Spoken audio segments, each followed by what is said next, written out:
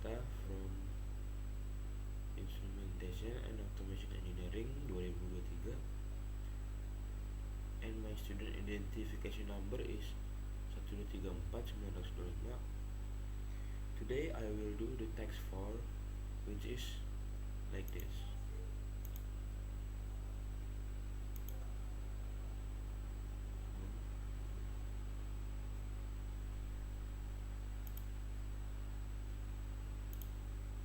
Make a video with 20-minute duration with face explaining what is timer, and later we mix PLC in trainer board PLC. So the first we have module 4 timer application PLC for pneumatic system.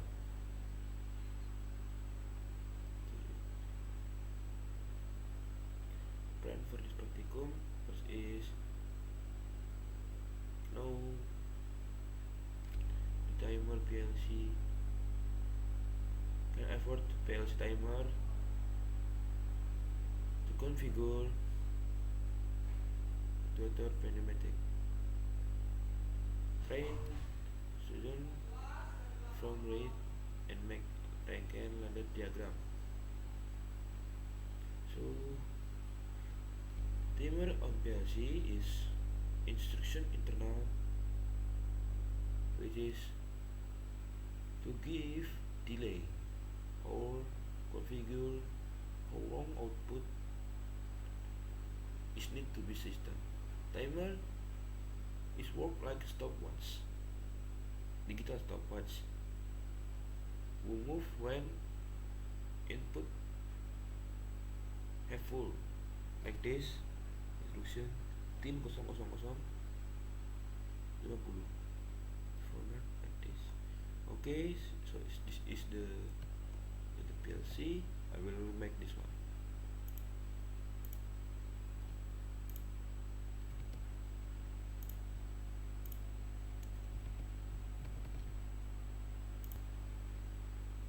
Okay, I will open the GX programmer.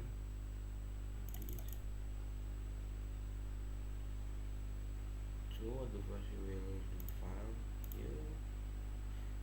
Check the device type to GP1L. Okay. Okay, after that we will copy the module.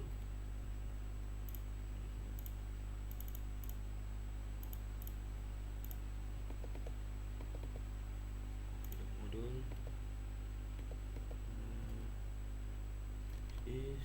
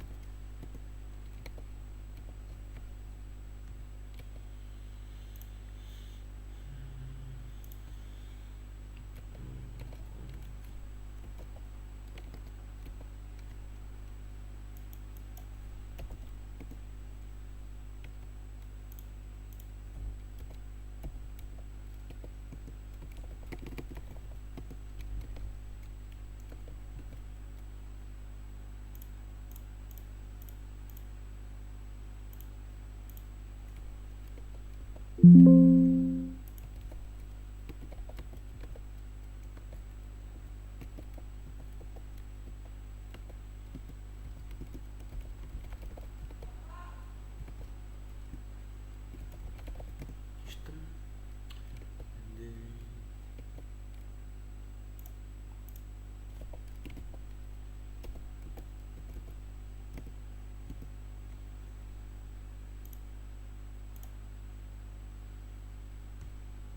okay, so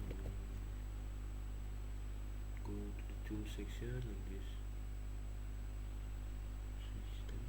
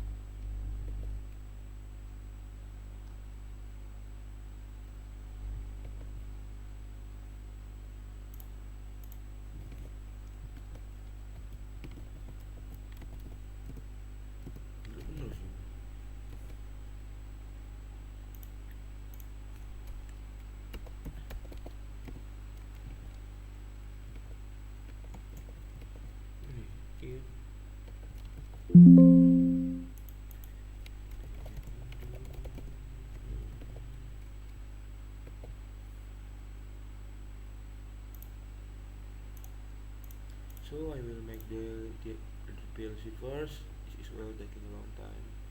So wait till I finish this one. I copy the model.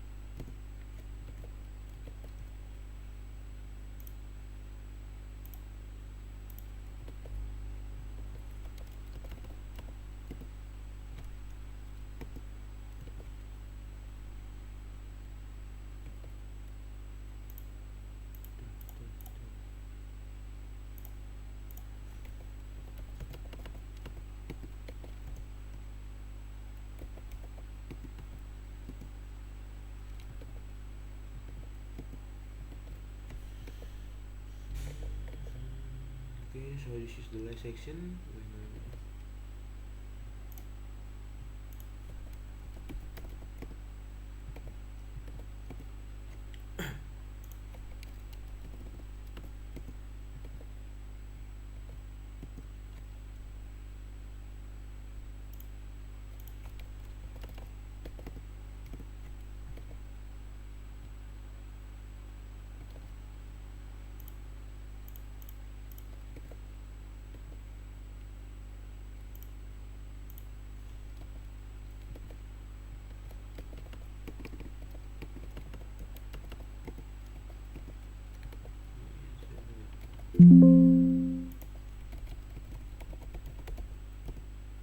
Okay, I already copied the model. As you can see, this is the same thing on the model.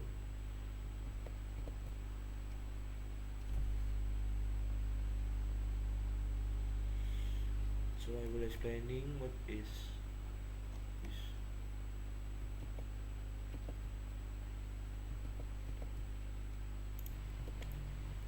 Okay, so how this ladder program is structured, the function of each round, how the timers and costs are used, and the real-world application of this program. Let's start looking by the general structure. On the left hand side, we have the project tree. On the right hand side is the ladder diagram editor. In this program, we can see at least three main rounds. The first round controls the system start and stop. The second round sets up a timer for forward operation. The third round uses another timer for reverse operation, and finally controls the solenoid output.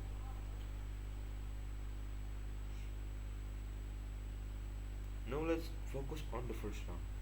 We see a input labeled W00 like this, W00 system. This is the latching system. Once you press the start button, the coil energizes and keep itself on until the stop button is pressed. So essentially, this run is acting as a main system power control. For the logic that follow, without turning this on, the rest of the program will not run. This is a very common practice in PLC programs when we first create a master system enabled circuit. Okay, so the first run.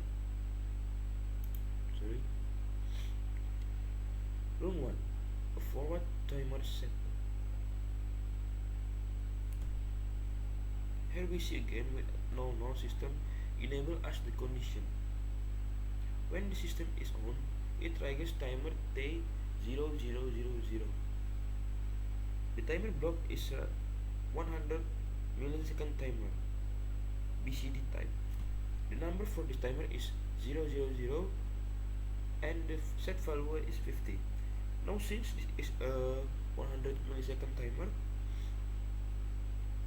the value 50 means 50 kali 100 millisecond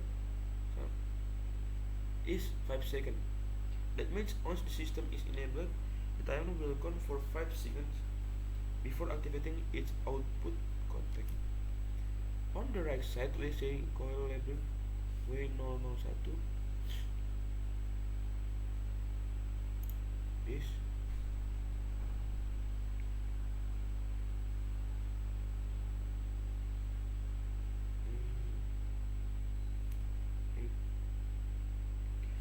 will turn on once the forward timer is complete. So room 1 is basically a forward timer sequence.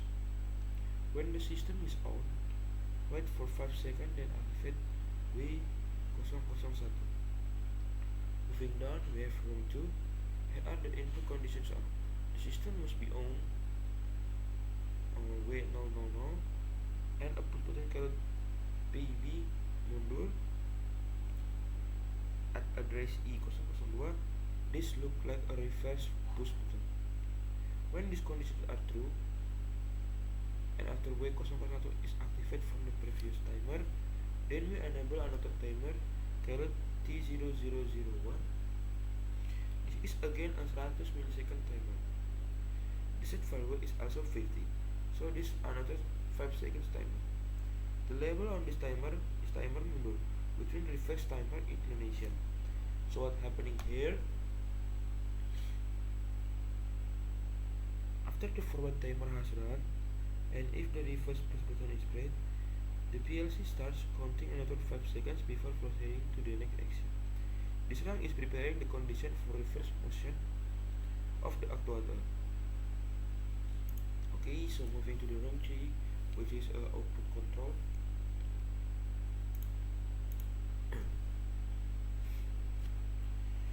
Here we see the system coil W00, the timer forward output T00, and the timer reverse output is T0001. This condition together control an output coil 100 which is labeled solenoid. This means that once both timers have completed the sequence and the system is still on, the solenoid will be energized. Oi, like so round T is the final action control of this program. Now let's step back and think about the real-world application of this program. This looks like a motor or actuator control system with delay timers. First the system is start. Then after 5 seconds, a forward motion is prepared. If the reverse button is pressed, another 5-second timer runs. Finally the solenoid is energized, which could mean moving a cylinder backward or forward, depending on how it's wired. This type of program is often used in automated doors, conveyor system, or pneumatic system, where you need delay before switching direction to avoid mechanical damage. To summarize, the room 1 is the master start or stop circuit. Room 1 runs a forward timer for 5 seconds. Room 2 runs a reverse timer when the push button is pressed. Room 3 energizes the solenoid output once all conditions are met. This simple diagram shows how timers and coils can be used to sequence machine operation safely. I hope this explanation helps you understand not only the structure of the program, but also how such logic is applied in the industrial automation.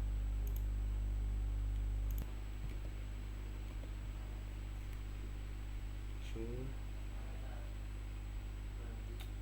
we have a start button and stop button.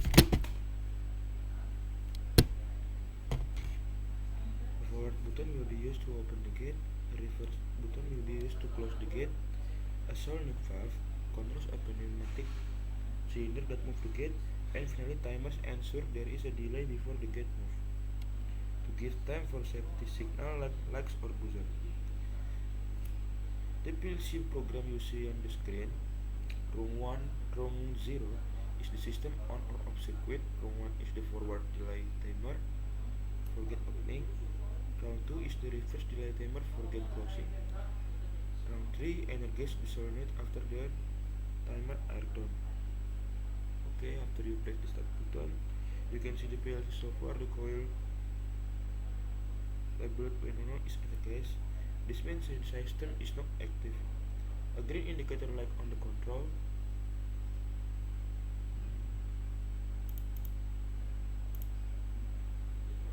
If I press the stop button, the coil is energized and the system shuts off immediately. Now let's open the gate. When I press the forward button, immediately the forward timer T00 starts counting. It is set to 5 seconds. During this 5 seconds, a warning lamp and buzzer are activated to alert anyone near the gate. After 5 seconds, the output coil W00 turns on. This activates the solenoid valve which shifts to allow compressed air into the cylinder. The gate begins to slide open smoothly. Now I will press the reverse button. This is the run tree, the reverse button. Again the reverse timer is triggered just like before. It waits for 5 seconds before any movement. The buzzer and warning lamp are active during this delay as a safety measure. Once the 5 seconds are over, the solenoid shifts again, sending air to the opposite side of the cylinder. The gate begins to slide close safely. Now let's tap the button where the gate is moving. As soon as I press stop, the PLC coil switches on. The solenoids immediately energize and the gate stops in place. This shows that the system has an emergency stop result for safety. So why is so useful in automation system? Safety. The timer ensures people have time to move before the gate moves. Machine protection. The delay prevents sudden direction change that cause damage of cylinder. User friendly. The operator only need to press start, forward or reverse. The PLC handle the rest automatically. Okay, so the possible extension. In a real factory, we could add more features such as infrared sensor to detect obstacle, or we can add automatic closing after a fixed time, then remote control integration, or even IoT monitoring to track gate status from a smartphone. Okay, so we can conclude when we start the system with start button, we open the gate after a 5-second delay and we set the stop function for safety. This demonstrates how a simple ladder logic program with timers and coil can control a real-world automation gate system using a PLC.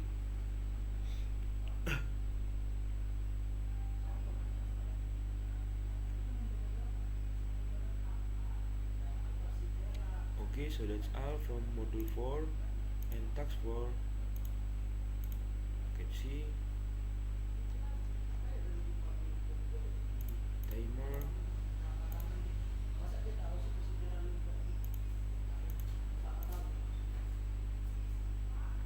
So this is all. I am Bujo Nagata from Automation Information 2023 and student identification number 1234925. I'm done explaining this module. Thank you for watching. I hope you know. Thank you.